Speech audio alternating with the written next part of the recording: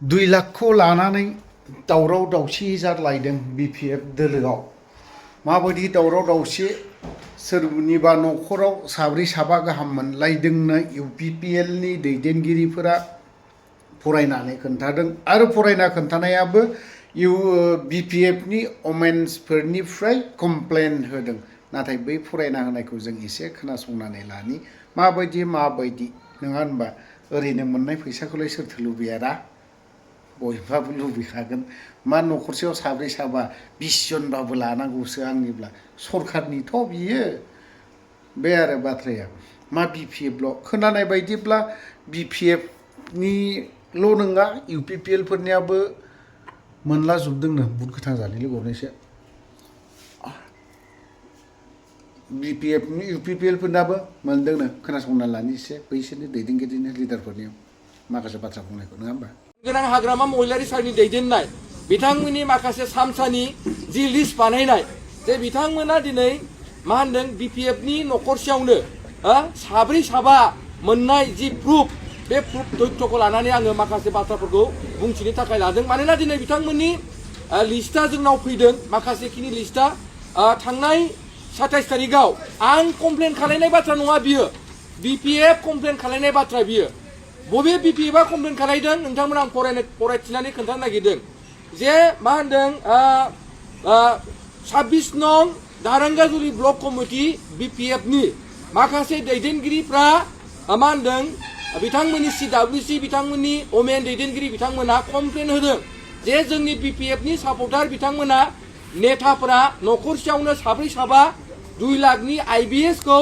माने सोनानै लादों आरो चेकखौ राननानै लादों होननानै बिथांमोना मा होनदों माखासे कमप्लेन बिथांमोना 27 तारिखआव होदों दा बे कमप्लेन बाथ्राया माने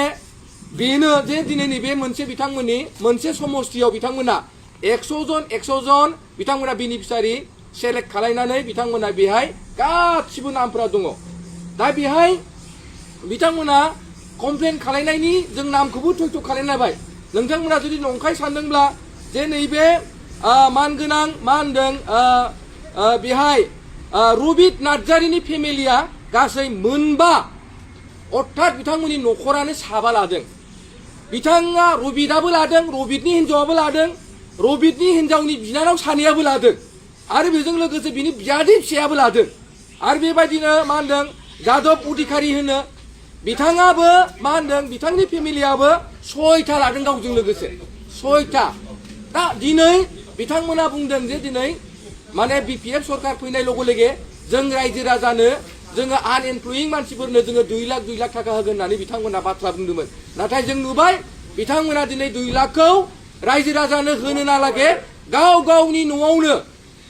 रानलायलायनानै गाव गावनि गेजेरावनो गुलाय गुजाय जानायखौ जोङो दिनै नैबे प्रमान आकारै नोंथांमोननो रोखायै फोरमायथिदों आरो ओंखायनो आं दिनै नोंथांमोनखौ बुंनो नागिरदों जे हाग्रामा महिलारि सारखौ जों बयबो सिनायगौ मिथिगौ बिथांखौ आं दिनै मोनसे नाम होनो सानदों जे बिथाङा मा होनदों थगायनायनि एमए पास हाग्रामा महिलारि सारा मा होनदों थगायनायनि एमए पास आरो बिथाङा थगायनायाव एक्सपार्ट आरो जि इउनिभार्सिटियाव खालायदों बिथाङा दिनै थगायनायाव एक्सपार्ट बेनिखायनो दिनै जोङो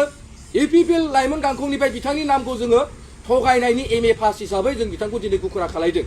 मानोना दिनै नोंथांमोना साननाय खालि थगायनाय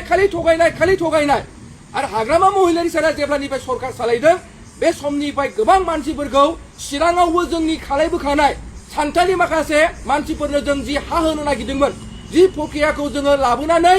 95% प्रग्रेस खालायखाबाय आरो बे 90%खौ बिथांमोना एसे 5% लागायदेरनानै खामानि मावनानै हा फाट्टा होदों बे हा फाट्टाया टटेलि जोंनि फेरेंगा सार आरो प्रमद बर'नि नेतृत्व इउपिपिएलनि बे 5टा सरकारावनो खालामना फैखानाय बेखौनो बिथांमोना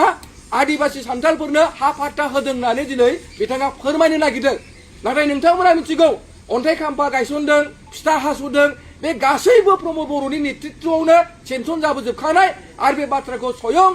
मा होनदों हाग्रामा महिलारि सारानो गावनो स्पष्ट भाबै नोंथांमोननि सिगाङाव फोरमायथिनानै होदों दा ओंखायनो बिथांखौ जोङो दिनै स्पष्ट बे बाथ्राखौ बुंनो नागिरदों जे बिथाङा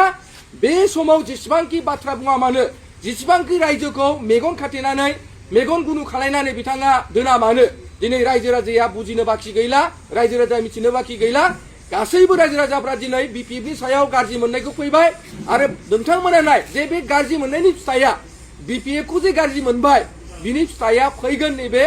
मा होनदों बिधान माने एमएलए इलेक्सनाव नोंथांमोना स्पष्ट बिनि रिजाल्टखौ बिपिएफआ नुगोन आरो मोनगोन आरो बेहाय नोंथांमोना साननानै नाय जे इउपिपिएल हिसाबै जोङो 15टा सिटआवबो जों 15टायावबो गेलेगोन आरो बिनि गेजेराव जों जेरैखि जाया 10टानिफ्राय 12टा मोनगोन आरो जोंनो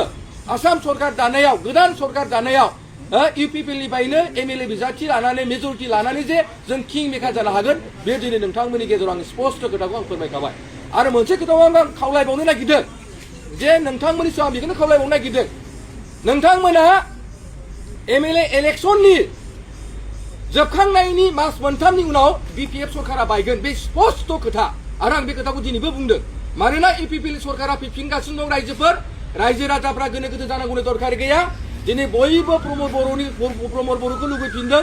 राकेश ब्रह्म बिथांमोनखौ लुबैफिनदों मानोना दिनै प्रमद बर'नि नेतृत्व सरकारानो शान्ति परिबेशनि गेजेरजों खामानि मावो बयबो जनगोष्ठीनि सायाव अनलायनाय मोजां मोनलायनाय खौसेथिखौ जेब्लायबो हास्थायो आरो बेनो जाहैबाय प्रमद बर' दा हाग्रामा सार माने अशान्ति हाग्रामा सार माने थगायसुला हाग्रामा सार माने थगायनायनि एमए पास बुजिबायना दा बेखौनो नोंथांमोननि सिगां स्पष्ट बावै बुंबाय आरो आं बेखिनिखौनो नोंथांमोना आं फोरमायबाय आरो बिथांमोना बे बेनिफिसारिफोरखौ गोबां नोंथांमोननो जोङो थयथ' होबावगोन आरो जों खोनानो मोनदों बिथांमोननि जायफोरा गिदिर गिदिर स्टेजाव गाखोनानै लेक्सार होग्रा सोरबा प्रहलादनो सोरबा कास्ट'मोननो बिथांमोननिबो नामफोरखौ जोङो दिहुननो थांगासिनो दङ आरो बै बेनिफिसारिनि लिस्टआव बिथांमोननि नामाबो 2 लाखआव दङ होननानै जोङो खोनादों आरो बेनि प्रुफखौ जों बावैसोनि उनाव जों फारि फारि फारि रायजोफोरनो फोरमायगोन